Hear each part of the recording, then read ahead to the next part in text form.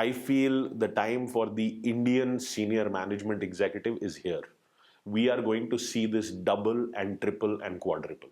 There has never been a better time. Indian management is some of the finest management in the world. Your career is like a living, breathing organism, and building great careers requires nurturing them with strategic guidance. Hi, my name is Sawan Kapoor, and I'm India's leading career coach, also known as the Career Guy. Welcome to the Career Headquarters.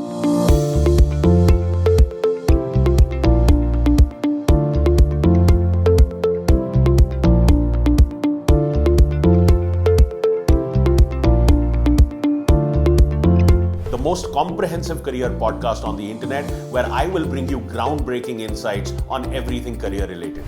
Whether you're seeking a career abroad or wanting to switch industries, whether you are entry level or a mid-career professional or a senior leader, I have seen it all. As an award-winning CEO of one of the largest and most profitable beverage alcohol companies, my career spanned 3 continents, multiple industries, and provided me with an accelerated roadmap to the very top. So if you want to build an exceptional career and 3x your paycheck, this podcast is for you. Welcome to today's episode of Career Headquarters, the most comprehensive career podcast. So, in today's episode, we have a very interesting topic. This is something that excites a lot of working professionals, and this is something that a lot of them aspire towards, and that is finding a job abroad. Right. So, Sawan, how are you feeling today? I'm feeling wonderful. Good to be here. How are you feeling about the topic? I think it's a very exciting topic. I think this is going to be fruitful to a lot of people. Okay, so let's jump right in. Let's do that. Okay, so why do so many working professionals want to work abroad in the first place? What is the draw towards going outside of one's own country for work? I think, it's a multitude of reasons. I mean, it could be something like the lack of opportunities at home. If the economy at home is not doing as well, if job creation is not working the way it should be, this is a very common, tangent that comes up in a lot of people's mind. Another reason could be, the desire to travel and live abroad. I mean, we are seeing an emergence of a certain amount of freedom that the workforce desires now. And one other thing, I think there has always been a fascination with, the other side of the fence, with white skin, with foreign cultures. I don't mean this to be a negative thing. I think it's very, very, wonderful of us as a race, as Indians, to be charmed with the world around us. And we can see that we are usually very successful when we take up such things. So, it's the charm of wanting to explore the world. That's another very big driving force in this mix. It may be to extend your professional experience. You may be getting opportunities that are significantly diverse, complex, of greater scope, abroad. So that could be another driving force. I think hiring is really, really becoming global now. The pandemic has brought this about, where the applicant pool has grown from just local talent to being able to source talent even outside. A better package could be another driving force. Money cannot be looked at alone in selecting the right job, but it is the most important variable of all of the variables, because this is something that's going to drive our economic engine. So that remains of prime importance. It could be for a promotion. So, somebody is getting a leg up, but that step up that they are getting maybe in a different geography. So, it may start with something like handling, responsibilities in the Gulf markets or Africa, or it may be even more premium opportunities with an opportunity to step into Europe or, North America or Australia, New Zealand. So, that's another reason. Lot of professionals feel that life abroad is much more vibrant. They're attracted by the magnetism of the cleaner roads, the larger supermarkets, the greater social infrastructure, not the clutter and the hustle bustle of what India represents, because it's so different.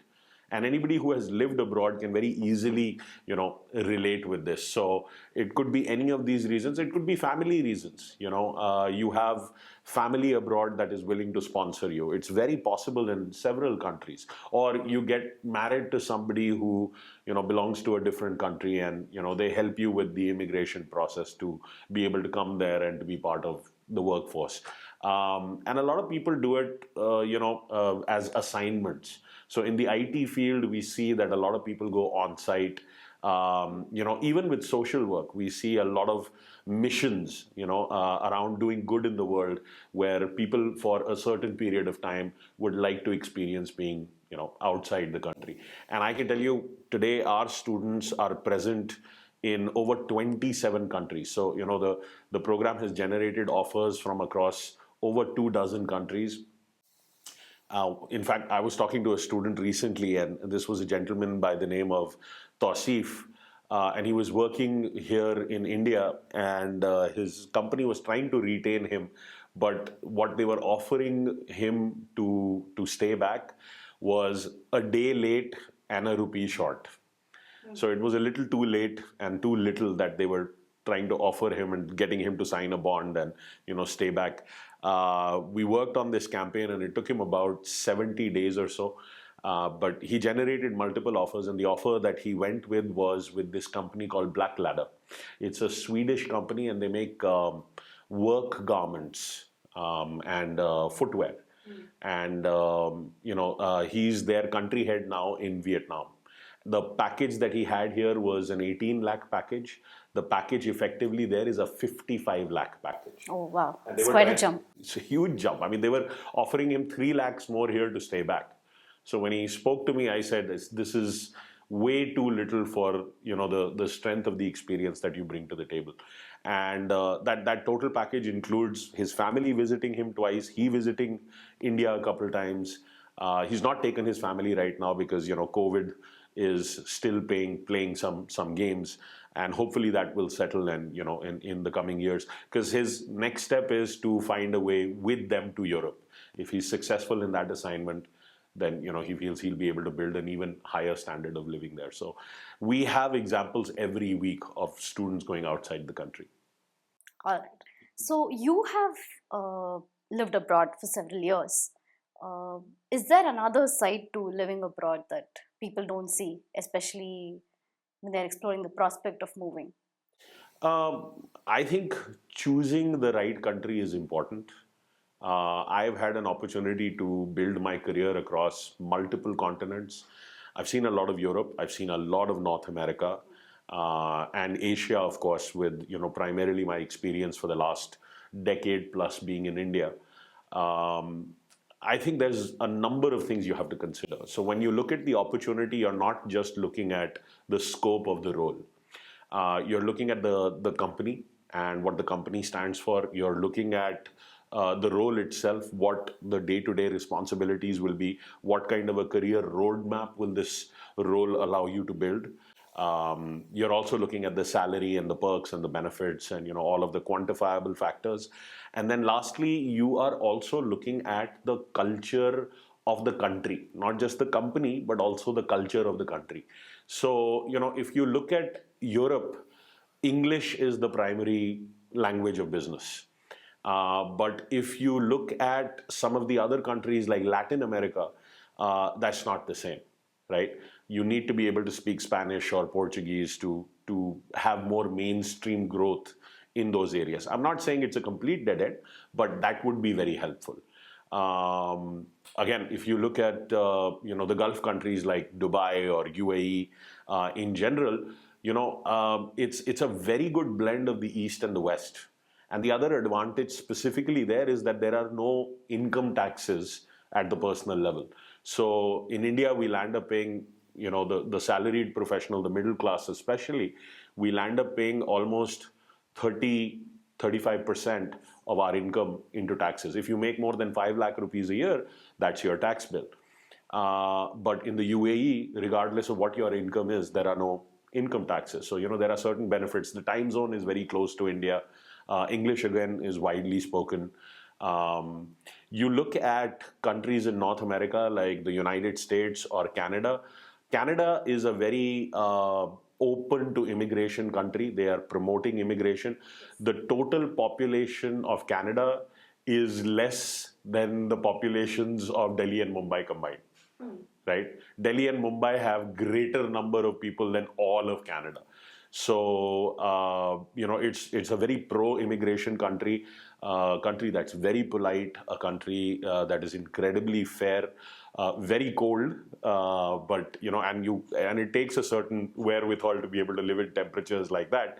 The lack of sunlight, for an extended period of time, and all of those things play a role. But it's a wonderful place. I mean, in terms of natural beauty, it's amazing. The economy is doing well.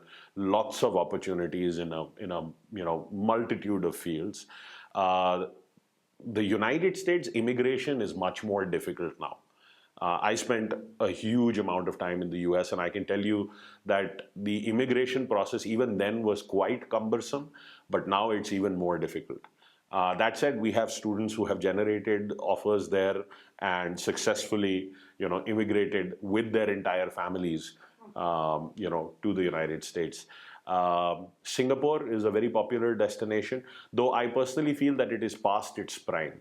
And Singapore is expensive. It's quite expensive to base yourself there and live there. So that salary number has to be right. The standard of living, how much money you can save, all of that has to be right. Australia and New Zealand, wonderful places to go to. Until a little while ago in Australia, there had been some discrimination against Indians, but I think in the last half decade or so, all of that has been put to rest. In fact, they are very welcoming. Indians largely are very welcome all over the world. And I think it has a lot to do with how India has been able to raise its image on the global stage.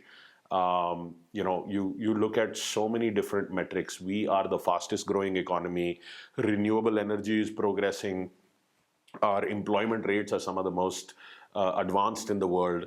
We take part in fields that are phenomenal. From the IT sector, again, where we are very dominant, to telecommunications, to pharmaceuticals and healthcare. There are so many advantages, that India brings to the table, and that has really helped India raise its image. And I'm just very proud of that, because I think the coming 2 decades are going to be phenomenal for Indians in general, may it be in our economy or may it be in countries abroad. You can look at the Orient at large, Indonesia, Cambodia, all of these other countries. There's some amazing opportunities, and with the way the world is opening up, there has never been a better time. So, you have to look at all of these other factors. You have to look at what is the native language. Will you be able to, do business in that language? Like, for example, we've had students go to Japan, but it's not an easy transition because you have to speak Japanese. Now, that's one country where, the local language is the mainstream language. And Japanese is quite difficult. Japanese is not easy to learn. It's conversationally, there are multiple levels. Written Japanese is yet harder. The immigration process itself, how friendly or how open is the nation to immigrants? How are immigrants treated? The weather is another factor you would look at. Food, culture, value systems. Because, if you spend an extended amount of time abroad and you come back, I can tell you, you're going to experience culture shock in reverse.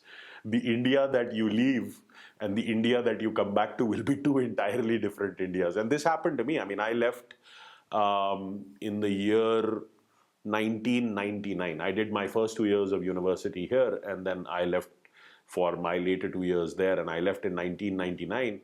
And I came back in 2013, and I can tell you the India I came back to was not the India that I had left. 14 years ago. 14 years plus. It was an entirely different country. And getting into the system here took me a little bit of time. The value of relationships in different cultures is very different. So if you look at, now relationships are in general important everywhere, but business in India is much more emotional. It is much more relationship driven than in the West. So, that's something to keep in mind. Insurance, the healthcare system. I can tell you, I was living in North America, and my son went through a problem where he needed to see a specialist. And while the Canadian healthcare system is excellent for everyday issues, like if you have a cough and cold or fever, there are walk-in clinics, and it's not very expensive to go and visit with a general physician and get yourself checked out. But for specialists, there was a 3-month wait. Now, as parents of a child who is experiencing complicated, prolonged symptoms, I can tell you it was hard to focus on anything else. And it wasn't a problem that bothered him beyond that period of time. He's perfectly fine now. But during those few months, we were completely sopped with what's going to happen to our son and how do we take care of it, because every visit to the emergency room was expensive, and we had just gotten their insurance for my wife and I was there, but our son is an American citizen, so insurance for him we were still in the process of acquiring. um, the banking, the transportation that you have to figure out. Public transport systems are amazing, but the freedom of having your own vehicle is definitely, something that brings a lot of convenience to your life. But like I said, I think in general, we Indians do so well because we are very battle ready. If you know how to drive in India, you can drive Anywhere anywhere in in the the world, world. yeah. So, we've seen those rough and tough situations. It's kind of like, how Indian students don't rely as much on the calculator. And a lot of people, out west, they need the calculator Yes. even for simple mathematics. Our fundamentals are incredibly strong. And that battle readiness, puts us in a distinct sphere of advantage when it comes to tackling problems, may it be here or anywhere in the world. Okay. So you spoke about how there are so many opportunities and how there's a really good time for people to explore opportunities abroad. But a lot of working professionals still struggle with the entire process, finding the right job for themselves. So, can you shed some light on this? What's the easiest way for them to find the right opportunity abroad? I think now, of course, there are multiple options in how to find your way abroad. But I think still, going to a country abroad as a student remains the easiest way. So, if you go to a country like the UK or Germany or Spain or, the United States, Canada, as a student, may it be for your undergraduate degree or your higher education, your management degree, your master's level education, that would probably remain the easiest way, because not only do you get a great education, but you also get the campus placement services, an entire office of international student services that is dedicated to helping you find a way into the economy. You're spending a lot of money on this education, so naturally they do everything possible to make sure that you have a return on investment. That's the core of their program. And I'll tell you, I chose consumer products marketing as my major, and one of the driving reasons for me to select this major was because there was 100% placement rate. And the semester when I graduated, I had been interviewing very aggressively, and I can tell you that I had 8 job offers from different FMCG, big brand name companies, and that put me in a wonderful position. I could really select the kind of company I wanted to work for. Do I want to go and work for a food manufacturing or processing company? Do I want to work for a retailer? Do I want to work for an intermediary? So it gave me a lot of choice, and I could really drive my career with a lot of internships. So those were all things that I had done to differentiate my resume and then be able to find my way into the economy. Um, there are other programs. There is an O program now. This O program for the US is a program for people who have, distinct high level skills. They have globally leading skills. So there is an O visa program. There are changes to the work visa, the H visa program, the H-1B, which is the work visa. Earlier, your spouse who would go along with you on an H4 visa was not allowed to work and accept an income, but that's changed now. So your spouse is allowed to work there and receive an income, and that's a huge advantage because when your spouse is also integrated into life, is earning an income, there is more purpose. It makes for your transition and to feel settled much easier. There are investment visa programs from dozens of countries now. So you look at Portugal, you look at Montenegro, you look at the Caribbean islands, you look at there are several investment related programs. New Zealand has one, Australia has one, Canada has one. So there are multiple ways to find your way there. Residency through acquiring real estate, residency through donating to government funds. The UAE, Canada, Singapore, New Zealand, Caribbean. I've mentioned so many of these, and then there are yet other opportunities. One of our students, Abhishek, he was working here in Hyderabad with Amazon as a lead data scientist. And he has gone over to South Korea. He's now based out of Seoul. He's held the job for almost a year and a half now that he's been in that position. So he went over at the height of the pandemic. And what a phenomenal offer. I mean, the jump has been from close to a 50 lakh package here in India to a package that is 7 times, upwards of 3.5 crores, in Seoul. And the children's education is paid for, the entire immigration is paid for. The parent has gone with him, and he's fully integrated into life there. This is a very significant move for anyone. But when you have the freedom of offers at that level, when you can generate multiple offers at that level, it really puts you in a very advantageous place to be able to take on such a major transition. And such transitions are easier when you're younger. But when you have responsibilities, you have a family with you, all of this needs to be thought through. But the advantage has been, what we found is that for people who have, they're very conscious of their careers, they have a powerful steek. Steek is a word we use, skills, talents, education, experience, knowledge, and qualities, where they have a powerful mix of these elements. Their ability to generate offers abroad is significant. I mean, companies are very willing today to, not just consider local talent, but look beyond. And for the right candidate, these things open up. So, you often talk about the published market versus the unpublished market. And this is a question that we get from students all the time.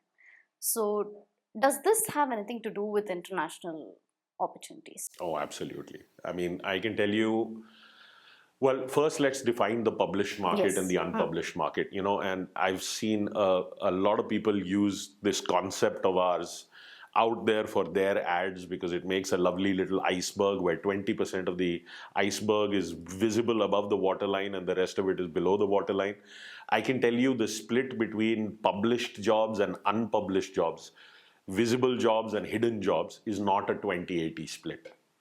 That split is that the unpublished, the hidden market, is thousands of times larger.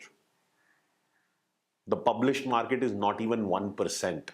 So the contrast is that strong. So published market is a market where roles are posted. There's a full job description, but it's a much smaller market, and it's a highly competitive market because roles are posted. Everybody can see the role and they can apply for the role. And it's also a market where typically you will not generate significantly higher income.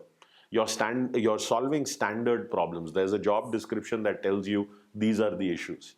And for solving that, this is the remuneration. The unpublished market is the market where the jobs are never posted. There's no job description, but it's a much larger market, and that is the market that pays you multiple times more than the published market. In essence, you are creating a job for yourself there. And if you know the process of how to build value propositions and market them, there is no better market. It it creates such a strong incentive for companies to hire you, because they know that the value proposition that you bring to the table is perfectly aligned with your experiences and your career history. So I can tell you, the unpublished market is very, very on track in terms of helping working professionals generate offers from outside India. It's a market where we see a much higher rate of success. That said, we also see a fair amount of success in the published market, because the learnings of how you work the unpublished market also leverage themselves to the Published. published market. The value proposition has to be super compelling, and that's what brings the offers to you. We had a student, Rajesh Pratap, who recently, he's in the FMCG industry, went over to Nigeria. The package here was about 25 lakhs. The package there is 60 lakhs plus all living and housing and everything. Family's going over. He's going to be based out of Lagos. Um, this can happen in both markets. Another one of our students, Rakshit, just generated 3 offers in the US, and he's joining a company called Novaloop in California in Menlo Park. And I can tell you, very qualified plastics engineer, but here was struggling to get into employment. He had lost his job. He'd been out of a job for 4 years, somehow was surviving based on contractual positions. And the last position that he was in, he was requesting a salary of 2 lakh rupees a month. So that's a 24 lakh per annum package. They agreed to pay him 80,000, and they actually paid him 28,000. And he didn't have a choice. He felt so trapped. 45 days, generated 3 offers from the United States: Novaloop, Alcoa, and Celanese. 45 days since joining the course. And the offer that he has accepted, the total remuneration, including the immigration package and all of that, is upwards of 1.3 crores. So, From 28,000 to phenomenal jump. The man had a tremendous amount of power in his steak, but unfortunately, the market was not giving him the opportunity. Nobody wanted to listen. And the average offers that we see are right now almost a 4x. They are touching almost a 4x if you know how to play the game right, from outside India. Nishant went over to Sweden. Now, that's a very interesting country because the tax rate is incredibly high. He was working here for a package of 32 lakhs per annum, and the package there is 1.4 CR, but the tax rate is also 50% plus. So half of that goes in taxes, but even after that level of taxes, because the quality of life in Scandinavian countries is phenomenal. So even after that, his take-home pay is more than double. Almost 2.5, 3 times of what he was doing here. That really allows a person to work towards their retirement much faster. And there are so many fields that are so hot right now. You look at IT, you look at operations, you look at telecom with the launch of 5G going on. There are so many fields. It's just the world has never been a better place for anybody driven who wants to find the right career. I mean, you look at senior management across global organizations,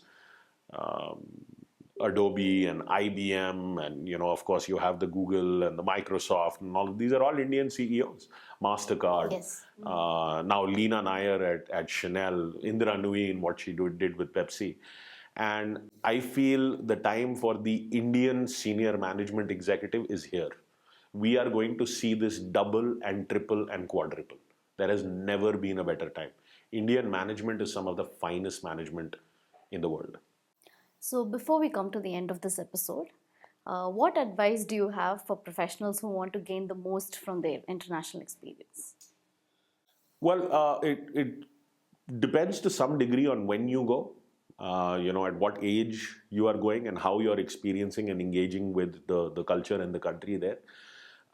If you go as a student, the experience is very different versus going as a family man straight into a job. But I can tell you, the short answer to this question is mingle. Get into the culture and experience these things. I went in college, I can tell you, I did a study abroad, I did multiple internships. I did, I was part of a business fraternity, I was part of the marketing association, I was part of other recreational clubs like the mountaineering club and this club and that club.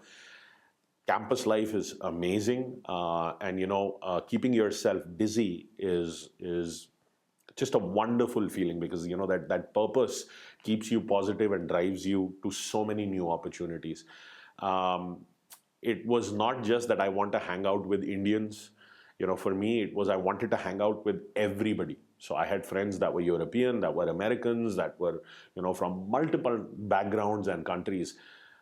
I really wanted to experience the culture. In fact, that melting pot that they often associate with the US, I wanted to experience that. And campus is a great place to experience that. But everybody I met was so driven and so disciplined.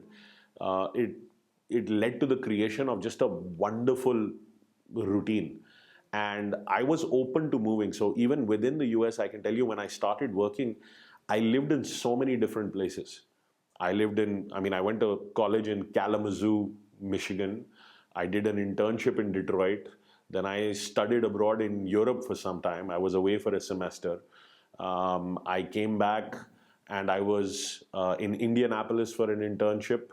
Came back, started my career in Boston. Then I was in Rochester, New York, then Grand Rapids, then Clearwater Beach, Florida, Salt Lake City, San Francisco, Washington, D.C., Toronto, Vancouver. Um, then I came back to India, New York. I was there for several years, came back to India. So, it's all about a place is made of people. And if you put in the effort to connect with the locals, no place is a bad place. You can find your bearings in any place. Be open to moving, because you will multiply the opportunities. One of our students, Karthik, he has been with Sutherland, which is a big BPO firm here. He's been with them for 20 plus years and was struggling. Career had come to a halt. So we worked with him on a campaign where he's now the country head for Sutherland, Columbia. And the package that he had here was a 48 lakh per annum package. The package there is a 1.3 crore package. Oh, wow. The opportunity to save money, to experience an entirely different culture, and to get a promotion doing it. And the career roadmap that we have built with him is that he's going to be there somewhere between 2 to 3 years, and the next move he wants to make is to Japan. And he's working on his Japanese. So, that's been his passion. Get into it, even work-wise. Take up projects that you're not asked for, unsolicited reports and adding value to the company. All of this can lead to some wonderful doors opening for you. A personal blog, a personal vlog, a YouTube channel, getting an inner circle of mentors there. Settle your family, make sure they have things to do and they're integrated into the social framework of society. And a lot of people do this because they want to send money home, so live a little, save a lot, especially if you're going at that 2x, 3x, 4x income, then your ability to experience financial abundance where you're not reliant on a job for money, you can put that in place much faster. And that's one of the outcomes that we work towards, with our students, because you work your entire life for what? To be able to put away that nest egg, that golden egg that, the sooner you can get there, the better a position that you're in. So this has definitely been a very interesting session. I think you've covered everything from finding the right opportunity abroad to what to do when you actually get there and how to make the best out of it. Right.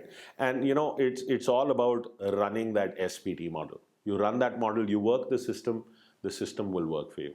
So how can people learn more about this SPT? Attend the masterclass. Go connect with us on our Instagram handle. It's typically always there. Or send us an email at connect@sawankapoor.com. and the team would be more than happy to help you.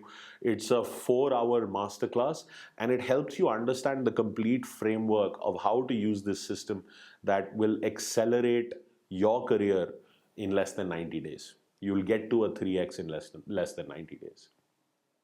All right. Thank you so much. Wonderful. Thank you so much, Deepa. See you next episode. See you in the next episode. Thank you for listening to this episode of the Career Headquarters, the most comprehensive career podcast dedicated to building exceptional careers. If you enjoyed this conversation, please share this with someone you think would benefit from the ideas and the insights shared on this episode. Don't forget to subscribe to the show on Spotify, Apple, Google, Overcast, Castro, or Breaker. If you want to learn more about building an extraordinary career for yourself, I invite you to come attend my free Power Up Your Career live workshop. In this workshop, I will teach you the step-by-step process of landing your dream job in less than 90 days.